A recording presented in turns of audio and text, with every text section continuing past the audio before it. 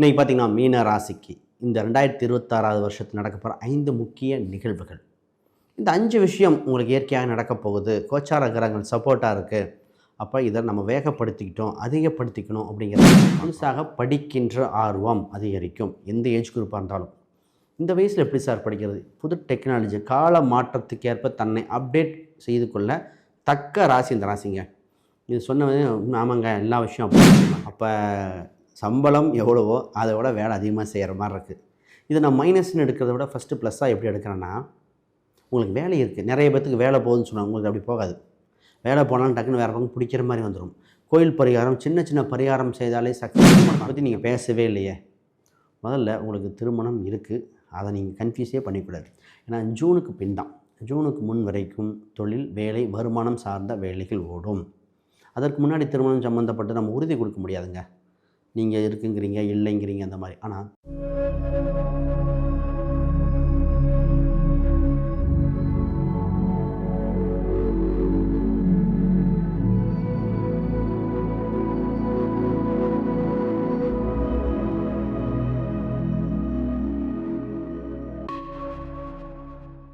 ஆன்மீக பரிகார நேயர்கள் அனைவருக்கும் வணக்கம்.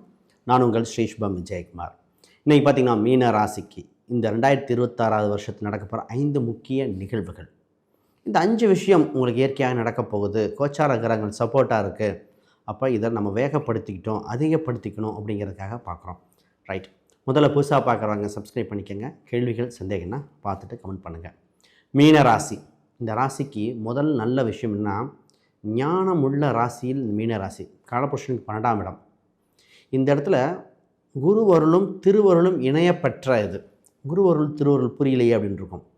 குரு வீடுங்க, ஆனால் உச்சம் பெறுறது சுக்கிரன்.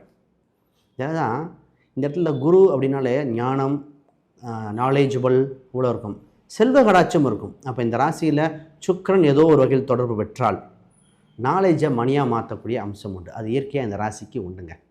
ஒரு சிறப்புமிக்க ராசி, அதை பார்ப்போம். முதல்ல இந்த ராசிக்கு இந்த காலகட்டத்தில் ஜென்மசனி அப்படின்னு பார்த்துட்ருக்கீங்க. ஜென்மசனி இருக்கட்டும், அதுக்காக இன்னும் ஒரு 7.5 வருஷம் 5 வருஷம் இருக்குது, பயணிக்காமல் இருக்க முடியுமா? முதல்ல நடக்க போகிற நல்ல விஷயம் சார். இப்போ யாரெல்லாம் கற்றுக்கொள்ள புதிய விஷயங்கள் தொடங்கணும்னு நினைக்கிறீங்களோ அதை விஷயத்தை சக்ஸஸ் பண்ணுங்கள். புதுசாக படிக்கின்ற ஆர்வம் அதிகரிக்கும். எந்த ஏஜ் குரூப்பாக இருந்தாலும். இந்த வயசில் எப்படி சார் படிக்கிறது? புது டெக்னாலஜி கால மாற்றத்துக்கு ஏற்ப தன்னை அப்டேட் செய்து கொள்ள தக்க ராசி இந்த ராசிங்க. இது சொன்னது ஆமாங்க, எல்லா விஷயம் அப்படி தான் அப்படிம்பாங்க. அந்த மாதிரி ஃபஸ்ட்டு விஷயம். ரெண்டாவது, இந்த விஷயத்துக்கு ரொம்ப கவனிக்க வேண்டியது சார், இடம், வீடு, சொத்து, ஏதோ ஒரு விஷயத்தை ஒன்றை கொடுத்து விட்டு ஒன்றை பராமரிப்பு செய்தல், ஒன்று வாங்கிறது. அப்போ ஆள் விற்கிறது, வாங்குறது சம்மந்தப்பட்ட விஷயங்கள் இந்த ராசிக்கு நடக்கிற மாதிரி இருக்குது. சொத்து சம்மந்தப்பட்டது, வீடு சம்மந்தப்பட்ட கொஞ்சம் கவனம் செலுத்துங்க. ஒரு சில டிரான்ஸ்போர்ட் நடத்திட்டு இருக்கார். அவர் கூட சொன்னேன், சார் பழைய வண்டி வாகனங்கள் கொடுத்துட்டு புதுசாக ஒன்று வாங்க முயற்சி பண்ணுங்கள், உங்களுக்கு அனுகூலமாக இருக்கும். அப்போ ஏதோ ஒரு மாறுதல் இருக்கும். ஒன்றுக்கு மேற்பட்ட வண்டி வாகனங்கள் வைத்து மெயின்டைன் பண்ணக்கூடிய திறமை உண்டு. அப்போ அதை பார்த்துக்கங்க. ஏன்னா ஒரு ஜென்மசனியில் கஷ்டப்படணும், கொஞ்சம் லேட் ஆகணும்ன்றது இந்த பண்ணிக்கலாம். நிறைய பேர் பார்த்திங்கன்னா விவசாயம் சம்மந்தப்பட்ட சிந்தனைகள் அதிகரித்து கொண்டிருக்கிறது. இவங்களுக்கு ஹோட்டல் சம்மந்தப்பட்ட பிஸ்னஸ், பொதுவாக ஹோட்டல் சம்மந்தப்பட்ட பிஸ்னஸ் பண்ணுறவங்களுக்கு செவ்வாயோட காரகத்துவமும் கொஞ்சம் தேவை. அப்போ உங்களுக்கு இயற்கையாக ஜாதக ரீதி அம்சம் இருக்கான்னு பார்த்துட்டு பயன்படுத்துங்க. இந்த ராசிக்கு காலபுருஷனுக்கு ஆரம்ப காலகட்டத்தில் 10ஆம் வீட்டில் நிறைய கிரகங்கள் பயணிக்கும் காலகட்டமாக இருக்குது. இப்போ இதில் என்ன, ஏதோ ஒரு தொழில் செய்யணும், ஏதோ ஒரு பிஸ்னஸ் செய்யணும், கூட்டு வகையில் செய்யலாம், இதை தனித்தே பண்ணிடலாம் அப்படிங்கிற பல எண்ணங்கள் வந்திருக்கு. முதல்ல நீங்கள் பண்ணும் பொழுது ஃபஸ்ட்டு உங்களுக்கு செட் ஆகுமா, அதில் உங்களுக்கு நாலேஜபிள் இருக்கா, அதை கற்றுக்கொண்டு விட்டிங்கன்னா பண்ணுங்கள். புதிய விஷயங்கள் செய்யும் போது புதுசாக படிச்சுட்டு பண்ணணுமே தவிர எடுத்தோடனே இம்ப்ளிமெண்ட் பண்ணக்கூடாது.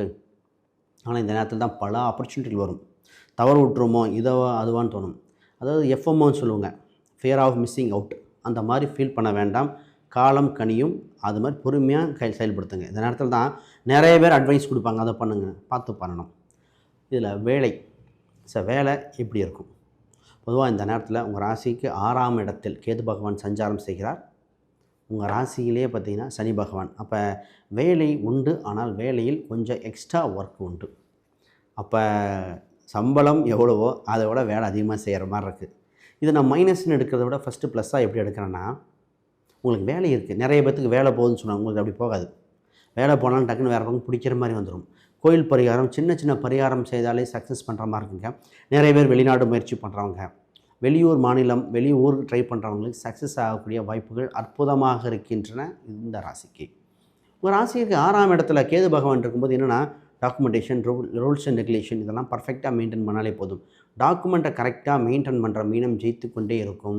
அதை மெயின்டைன் பண்ணாது ப்ராப்ளம் வரும். இது ஈவன் செக்லிஸ்ட் வரைக்கும் இது நிற்கும். அதை பற்றி நான் பேசுகிறேன். உங்கள் ராசிக்கு 2-9க்குரிய செவ்வாய் பகவான் 10ஆம் இடத்துல சஞ்சாரம் செய்கிறார்.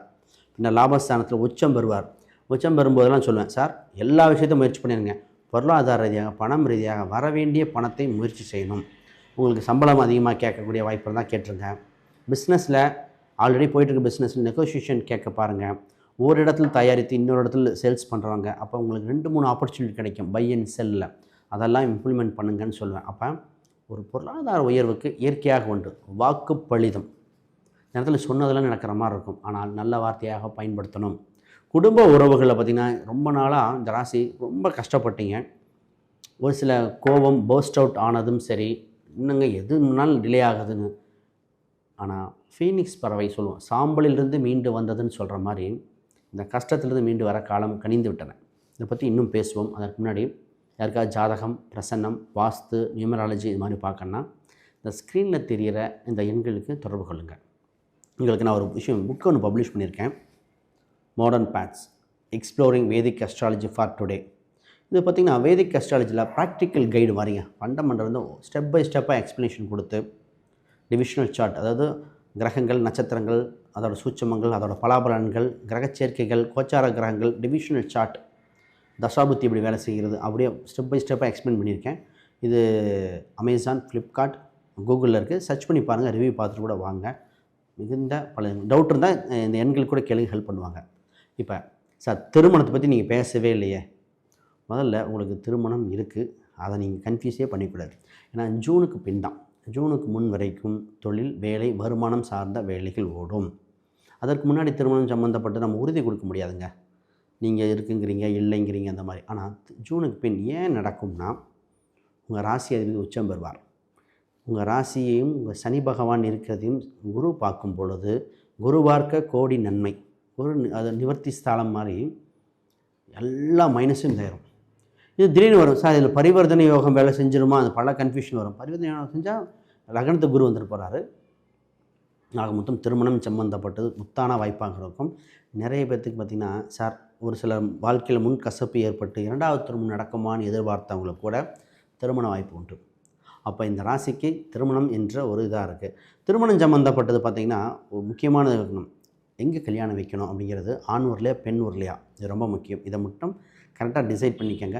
தோஷமுள்ள ஜாதகத்துக்கு திருமண நாளை நிவர்த்தி, இதை ஆணித்தனமாக சொல்லுவேன். திருமண நாள் கரெக்டாக பார்த்து பண்ண இது அற்புதமாக இருக்கும். நிறைய பேர் சொல்லுவாங்க, இந்த ஜாதகம் 7ஆம் இடம் 8ஆம் இடம் சுத்தம், செவ்வாயில் ராகுல ஏங்க டைவர்ஸ் ஆச்சு, திருமண நாளில் பிரச்சனை இருக்குங்க. அதுதான் இதை பற்றி லேட்டாயிரும். நிறைய விஷயம் சூட்சமாக இருக்குது.